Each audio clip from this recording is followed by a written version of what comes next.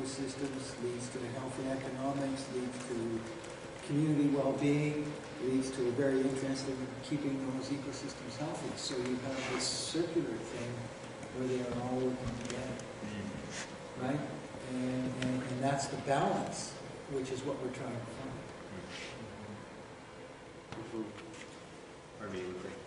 Yeah, where would the food fisting be in listed? Would it be under local communities? I mean, just by looking at it, I'm not sure. Again, with the federal government and the First Nations working on this together, I would assume it would already be understood with what the First Nations are working on. Is that not the case? That is the way that we're envisioning it, but... So two processes going on. Well, there's this side, right, which is sort of the advisory group, the government and First Nation side, and then there's the bringing this group together of other interests. That was how I read it, but that's how I sort of read it. So let's ask this question on behalf of Harvard.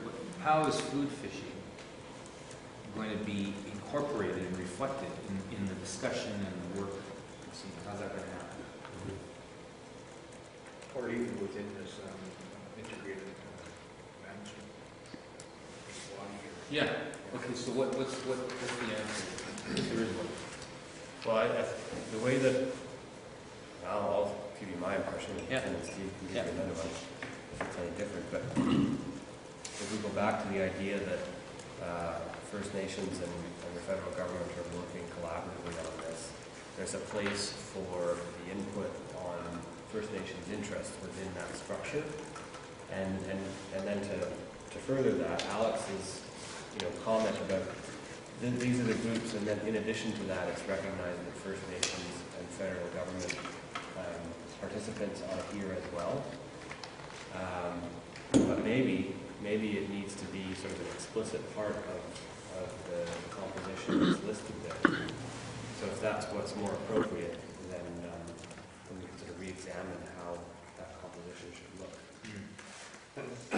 One of the other things too is that, I guess, Grace, you sit on the Marine Use Planning Committee on that board. And some of those things that we talk about, food, social, ceremonial, will be included in there and in some form or another in terms of what do we protect or look after or enhance even further under, say, the Holcomb Marine Use Plan. Do you have anything to add, Ken or Steve? Well, we'll certainly be, First Nations will be sitting at that integrated oceans advisory table, and we'll encourage our planning members to participate in that. But we'll also be working at different levels as well through the planning office and through the steering committee to move some of those elements forward and make sure that they're considered throughout the process. So, I think at all levels, we should have an opportunity to talk about it. So, I guess my only impression from all that is that this is the Integrated Oceans Advisory Committee, and food fishing and discussions of food fishing have usually been put forward as bilateral negotiations between First Nations and federal government. So to have those issues, they should definitely be brought forward if there's any concern with regards to certain areas or certain issues, either on working groups or within this group, but that those issues themselves would be dealt with in more of a direct relationship than at this over-integrated sort of committee. It's not they wouldn't be recognized, it's just that they're first after conservation, so they're going to be dealt with before the other issues are discussed, or in conjunction with them, but they're usually not up for discussion with all the other stakeholders on how they're managed or how they're approached. It's between the First Nations. What about the protected areas? Right. There's a whole marine component that has been designed as part of the CCRT, or as part of the LNP process. And various options developed, which we recommended in the management plans, but they have no effect on federal legislation. So, Federal Fisheries Act or navigable waters or whatever. And this process, we're looking towards this process to giving some guidance. So we need to be able to bring that forward and have that in a discussion with respect to those protected areas. So I don't think the province is going to declare any marine protected areas until it's gone through this type of process and got the feedback from this process and maybe some of the objectives. And how does that relate to the food fishing? That may relate to the food fishing, the traditional rights can be carried out within any conservancy. So it may not relate to the food fishing, but it definitely should be a part of the, should fit some of the As one of the interests represented, protected yeah, areas. subject line. Okay, can I just Yeah. circle back to Harvey? And so now you've heard sort of the answer to your question. What do you think? I seen the feedback form here that you have a cultural resources and species at risk. So we'll get back to you. That's one of the issues. Yeah.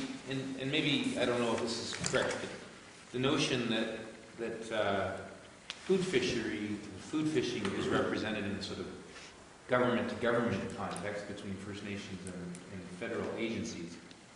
That's one thing, and certainly an important avenue for dealing and addressing that interest and need. It isn't just First Nations that engage in food fishing. I mean, local communities, it isn't just that they're going out and having fun as recreationists, they're gathering food as well, and non-First Nations communities. So the notion of food fishing maybe as something that needs to be more explicitly recognized in the context of communities may be an important thing to recognize. Okay.